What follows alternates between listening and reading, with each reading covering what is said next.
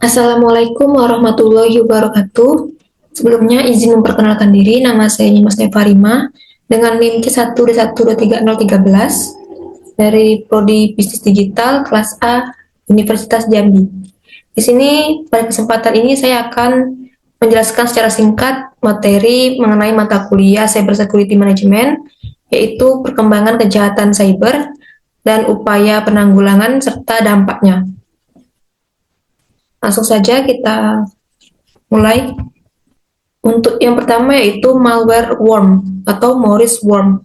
Ini terjadi pada tahun 1988. Singkatnya, malware worm ini yaitu program mandiri yang dapat mereplikasi secara otomatis serta menyebar melalui jaringan dengan mengeksploitasi kerentanan sistem tanpa adanya perlu interaksi pengguna. Kasus awalnya terjadi pada November tahun 1988. Malware ini menyebar otomatis melalui celah di SendMail, Finger, dan RSH di jaringan MIT, lalu menginfeksi ribuan mesin hingga melumpuhkan ARPANET beberapa hari. Adapun upaya pencegahan dan penanggulangannya, yang pertama, melakukan restorasi dan hardening. Berikutnya, melakukan analisis forensik dan reverse engineering. Dan selanjutnya, deteksi serta isolasi cepat. Kemudian untuk dampaknya, malware worm ini mengakibatkan kelumpuhan akses email, telnet, dan layanan telekomunikasi selama beberapa hari. Kemudian juga ada kerugian finansial yang ditaksir antara 100 US dollar hingga 10 juta US dollar. Serta dampaknya memunculkan urgensi patch management dan security baseline. Berikutnya ada ransomware atau Edge Trojan yang terjadi pada tahun 1989. Singkatnya, ransomware ini dia menyamarkan diri sebagai lampiran atau program sah, lalu kemudian dia memblokir akses ke suatu program atau data hingga korban nantinya akan diminta membayar tebusan.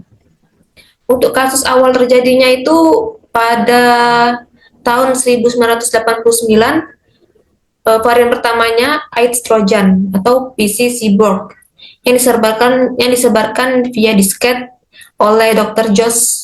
Joseph Pop yang menginskripsi nama direktori serta menuntut 189 US dollar. Adapun untuk pencegahan dan penanggulangannya itu pertama, memutus jaringan untuk meminimalisir inskripsi data berantai, kemudian recovery dari cadangan offline atau bisa disebut dengan backup data. Kemudian berikutnya training berkala, menolak menjalankan software dari sumber yang tidak dikenal. Kemudian untuk dampak yang ditimbulkan, seperti biasa ada kerugian finansial, yaitu yang meliputi biaya respon, penelusuran, serta proses deskripsi yang mencapai puluhan ribu dolar pada saat itu. Kemudian ada eskalasi varian modern, dan berikutnya menimbulkan tekanan eksternal, yaitu memaksa organisasi membayar tebusan untuk mencegah kebocoran data pelanggan. Baik, berikutnya ada phishing. Phishing ini pertama kali populer pada tahun 1996. Secara singkat, phishing ini merupakan suatu umpan, bisa berbentuk email, pesan, atau situs palsu, dengan tujuan menggoda korban agar korban ini terbujuk serta sehingga menyerahkan data pribadinya. Pertama kali muncul pada tahun 1996 pada bulan Januari di Usenet ALT Online Service Amerika Online, ketika cracker AOL memakai AOL untuk menipu pengguna serta membuka akun dengan kartu kredit palsu. Adapun upaya untuk pencegahan dan penanggulangannya, yang pertama yaitu pengaktifan autentifikasi multifaktor atau MFA.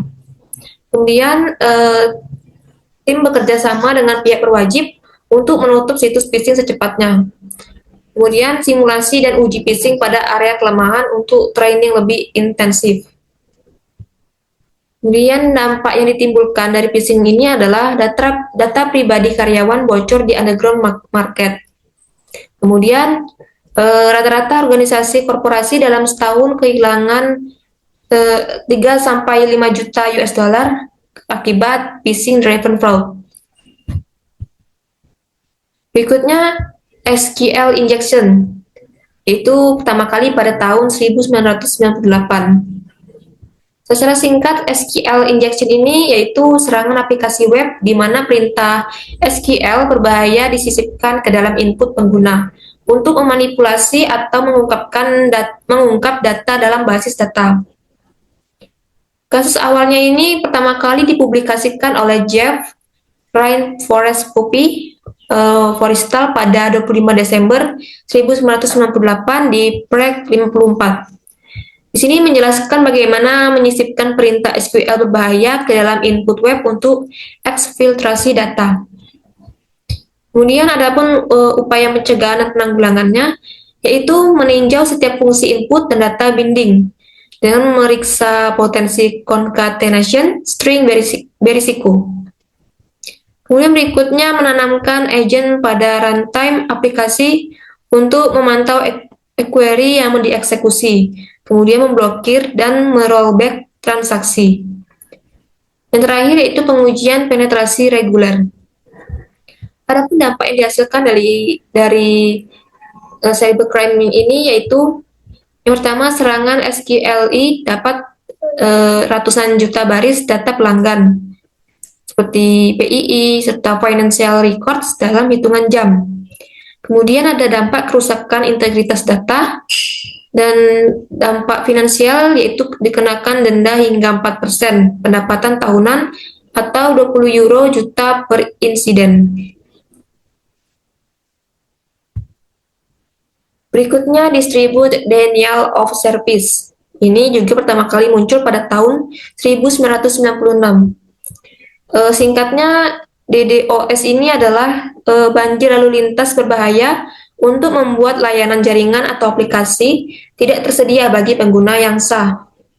Kasus awalnya terjadi pada September saat panik sebuah ISP diterpa serangan SYN flood mencapai 150-210 paket per detik dalam beberapa minggu. Akibatnya memaksa tim Phoenix bekerja siang sampai malam demi menjaga layanan tetap online.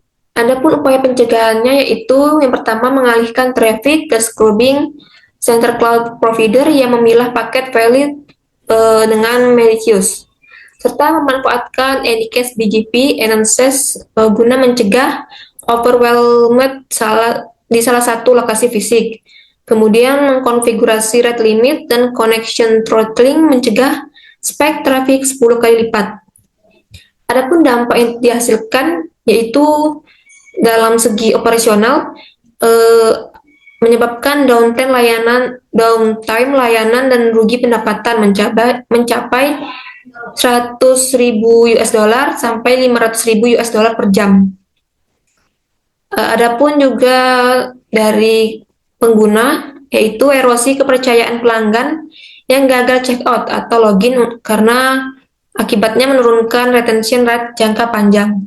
Berikutnya Advanced Persistent Threats atau APT. Ini terjadi pada tahun 2003 sampai 2006. Singkatnya, APT ini merupakan kelompok peretas terorganisir diduga didukung dari sebagian negara yang menyusup ke jaringan secara diam-diam, mempertahankan akses dalam jangka waktu lama, dan guna menjalankan misi spionase atau sabotase. Kasus awal terjadinya yaitu pada tahun 2003, ada sebuah kampanye Titan Rain yang menargetkan kontraktor pertahanan Amerika Serikat dengan asal serangan dari Guangdong, China, dan berlangsung setidaknya 3 tahun sebelum terungkap. Adapun upaya pencegahannya yaitu yang pertama mengimplementasikan microsegmentation Zero Trust Architecture, serta berikutnya tim SOC menggunakan teknik threat hunting berbasis Mitre @NCK, memeriksa log autentikasi, serta pembaruan threat intelligence. Adapun dampak yang ditimbulkan yaitu spionase data sensitif seperti informasi desain sistem radar, jet tempur, dan dokumen rahasia pertahanan. Kemudian berikutnya dampak kerugian keamanan nasional karena adanya akses tidak sah selama bertahun-tahun. Kemudian berikutnya menimbulkan ketegangan diplomatik antar negara atau organisasi. Berikutnya IoT botnets atau Mirai.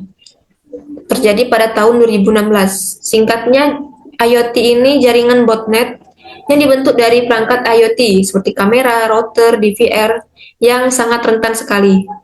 Untuk kasus awalnya itu pada tahun 2016, Mirai merekrut ratusan ribu kamera dan router dengan kredensial default, lalu memicu serangan besar sehingga memutus akses Twitter, Reddit, dan Spotify hampir 1 hari penuh.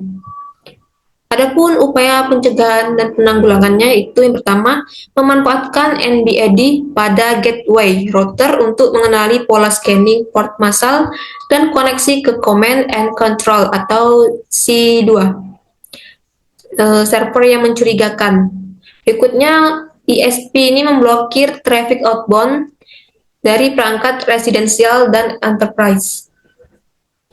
Kemudian untuk dampaknya, di sini terdapat biaya forensik dan penyediaan infrastruktur tambahan menelan biaya jutaan dolar bagi enterprise, serta serangan DDoS skala masih penumpukan DNS provider dan mengakibatkan gangguan akses ke Twitter, Reddit, dan Spotify.